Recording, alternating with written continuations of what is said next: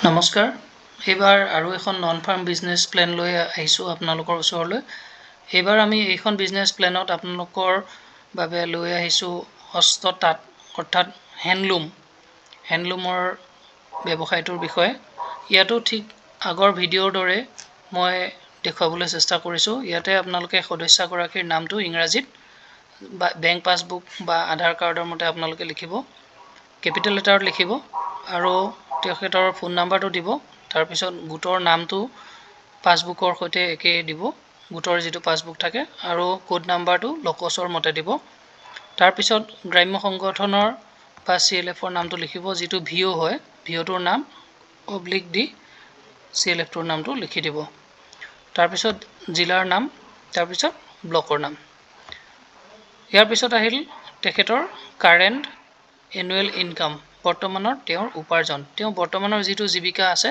সেই জীৱিকাটোৰ উপাৰ্জন আজি তাৰিখলৈকে কিমান হ'ল এই বছৰত ধৰি লওক মই সদস্যগৰাকীৰ 20,000 টকা বৰ্তমান উপাৰ্জন বুলি মই ধৰি লৈছোঁ বা তেওঁৰ আছে তাৰপিছত আহিলে ব্যৱসায়টোৰ অৱস্থা এণ্টাৰপ্ৰাইজ ষ্টেটাছ এক্সিষ্টিং আগৰ পৰা এই ব্যৱসায়টো কৰি আছে নে কি নে তেওঁ নতুন কিবা এটা ব্যৱসায় কৰিব তেওঁ যিটো ব্যৱসায় কৰি আছে যদি সেইটো আগৰ হয় তাৰ মানে ইয়াত দিয়া আছে যদি 12 মাহৰ আগৰ হয় তেতিয়াহলে এটো আগৰ বুলি লিখিব লাগিব আৰু যদি একেবাৰে নতুন হয় তেতিয়াহলে ইয়াতে নতুন লিখিব লাগিব যদি আগৰ হয় বিৱৰণটো ইয়াতে দিব লাগিব এতিয়া তেখেতে যেহেতু হস্ততাঁত বা তাঁতশালৰ ব্যৱসায় কৰিব গতিকে অলৰেডি তেওঁৰ এই ব্যৱসায়টো পুৰণা গতিকে মই ইয়াতে লিখিছো যে তেওঁৰ অলৰেডি এখন তাঁতশাল আৰু এটা চিলাই মেচিনো লগত আছে গতিকে বৰ্তমানৰ ব্যৱসায়টো সেই ব্যৱসায়টোৱে আৰু অলপমান ডাঙৰকৈ তেওঁ কৰিব বুলি আমি ইয়াতে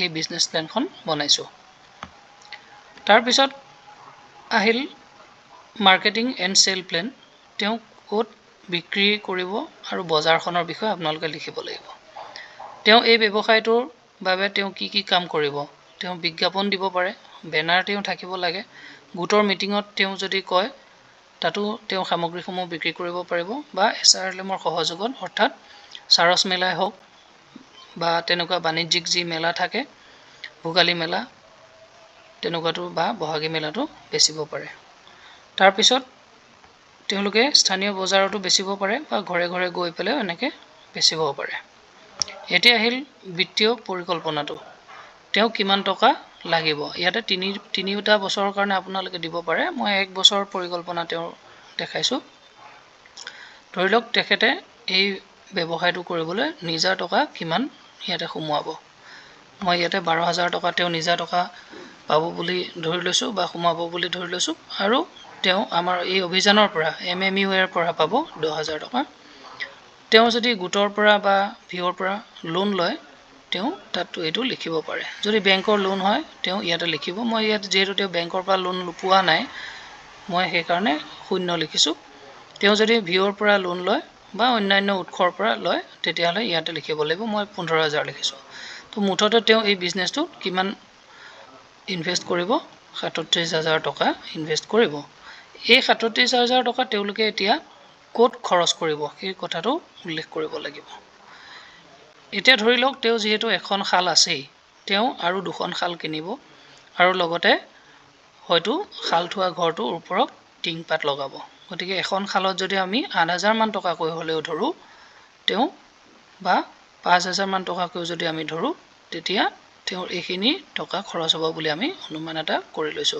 15,000 টকা তাৰ পিছত খাল দুখনত খুঁটা লাগিব বা অন্যান্য যি লাগতিয়াল সামগ্ৰী লাগে তাৰ উপৰিও যদি ইলেক্ট্ৰিচিটি লাইট দুটা মানে লগাব লগিয়া হ'ল বা হাজিৰা লগাব লগিয়া হ'ল তেতিয়া তেওঁৰ এই গুটেইখিনি খৰচ আমি 22,000 মান টকা হ'ল বুলি আমি ধৰি লৈছো তো মুঠতে কিমান খৰচ হ'ল 37,000 টকা আৰু যদি অন্যান্য কিবা থাকে ইয়াতে আপোনালোকে লিখিব কিন্তু মন কৰিব যে তেওঁৰ যিমান বিনিয়োগ কৰিব বুলি ভাবিছে ইয়াতো কিন্তু খৰচটো মানে তেওঁ যিমান ইনভেষ্ট কৰিব বুলি ভাবিছে এই এমাউণ্টৰ সৈতে এই এমাউণ্টটো একে হ'ব লাগিব কিয়নো তেওঁ পৰিকল্পনাটোৱে কৈ আছে যে মোক 37,000 টকাহে লাগে গতিকে 37,000 টকা তেওঁ ক'ত খৰচ কৰিব এইটো হিচাপটো আপোনালোকে দিব লাগিব তেওঁৰ পোৱাৰ উৎসটো লাগিব আৰু তেওঁ পইচা খৰচ কৰা উৎসটো লাগিব আৰু এই দুইটাৰ এমাউণ্ট দুটা সমান সমান হ'ব লাগিব।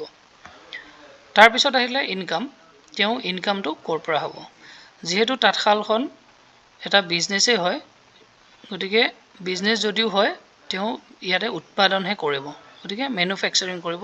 ধৰি লওক তেওঁ গামোচা বিক্ৰী কৰে, এখন গামোচাত যদি 200 টকাকৈও বিক্ৰী কৰে, তেওঁ 3খন শালত কিমানকৈ গামোচা উলিয়াব পাৰিব? প্ৰতিদিনে 2খনকৈ হ'লেও 6খনকৈ তেওঁ গামোচা উলিয়াব পাৰে। গতিকে সেই হিচাপত আপোনালোকে 1 মাহত উলিয়াই ল'ব, 1 মাহত কিমানখন গামোচা বিক্ৰী কৰে বা উলিয়াব পাৰে, আৰু 6 মাহত উলিয়াব, তাৰপিছত 12 মাহত উলিয়াব।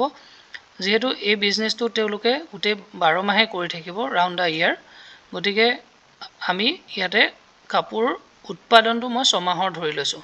যদি এখন গামোচা 200 টকাকৈও তেওঁ বিক্ৰী কৰে, তেতিয়াহ'লে আপোনালোকে দিন হিচাপে বা গড় হিচাপে উলিয়াই এটা অনুমান কৰি আপোনালোকে সেই গামোচাৰ পইচাটো আপোনালোকে লিখিব পাৰে। ধৰি লওক তেওঁ 96,000 তেওঁ ইয়াৰ পৰা পালে, আৰু যদি তেওঁ কাপোৰৰ কিবা অন্যান্য বস্তু বিক্ৰী কৰে, ৰৈ যোৱা সূতাখিনি তেওঁ যদি বিক্ৰী কৰে বা তেওঁ চিলাইও কৰে, যিহেতু মই উল্লেখ কৰিছোঁ তেওঁৰ এটা চিলাই মেচিনো আছে, গতিকে এই চিলাই মেচিনটোৰ পৰাও যদি তেওঁ টকা পায় কেতিয়াবা, তেতিয়াহ'লে আপোনালোকে ইয়াত লিখিব লাগিব।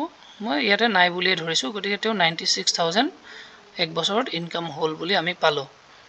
এতিয়া আপোনাৰ তাতে এটা বস্তু চাব লাগিব, তেওঁৰ কিমান টকা লাভ হ'ল। লাভ হ'ল মানে তেওঁৰ কিমান টকা ইনভেষ্ট কৰিছিল আৰু তেওঁ কিমান টকা পালে। এতিয়া ইনভেষ্ট আমি কিমান দেখাইছিলোঁ? 37,000 টকা দেখুৱাইছিলোঁ। এতিয়া তেওঁ পালে কিমান? 96,000। গতিকে তেওঁৰ লাভ কিমান হ'ল আমি এই ঘৰটোত আমি লিখিব লাগিব। কেনেকৈ উলিয়াম? আমি এই লাভটো লিখা আছে চি, গতিকে চি ঘৰত কিমান আছে? 96,000 আৰু মাইনাছ বি, তাৰমানে ইয়াতে খৰচ কিমান দেখুওৱা আছে? বি ঘৰত মুঠ 37,000, গতিকে 96,000ৰ পৰা 37,000 বিয়োগ কৰিলে আমি 59,000 পাম।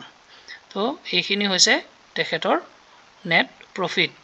তাৰপিছত যদি আমি চাওঁ তেওঁ বছৰটোত কিমান প্ৰফিট হ'ব পাৰে, ইয়াতে 59,000টো ইয়াত দিলোঁ, আৰু এই 20,000টো ক'ৰ পৰা আহিল বাৰু?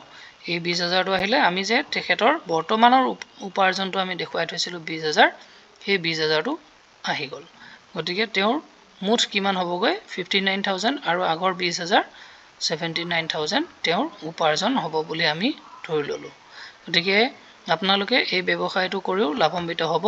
গতিকে আপোনালোকে ভালদৰে এই বিজনেছ প্লেনখন আপোনালোকে বনাই আপোনালোকে ইয়াত আপোনালোকৰ নিজৰ টকা দিও ইনভেষ্ট কৰি আপোনালোকে ধুনীয়াকৈ ব্যৱসায়টো কৰিব পাৰে। বাকী আগৰ দৰে একেই থাকিব। এইখিনি আপোনালোকৰ ইয়াতে গোটৰ মহিলাগৰাকীৰ চহী হ'ব, ফোন নাম্বাৰ হ'ব, তাৰপিছত যিয়ে কৰে ভেৰিফাই কৰিব, তেওঁলোকৰ ইয়াতে নাম হ'ব, ফোন নাম্বাৰ হ'ব। তো এইখিনি আছিলে। আপোনালোকে ভালদৰে এই বিজনেছ প্লেনটো আকৌ এবাৰ আপোনালোকে শুনি ভালদৰে বুজি আপোনালোকে ভালদৰে এটা প্লেন বনাই ফৰ্মৰ লগত ছাবমিট কৰিব। ধন্যবাদ।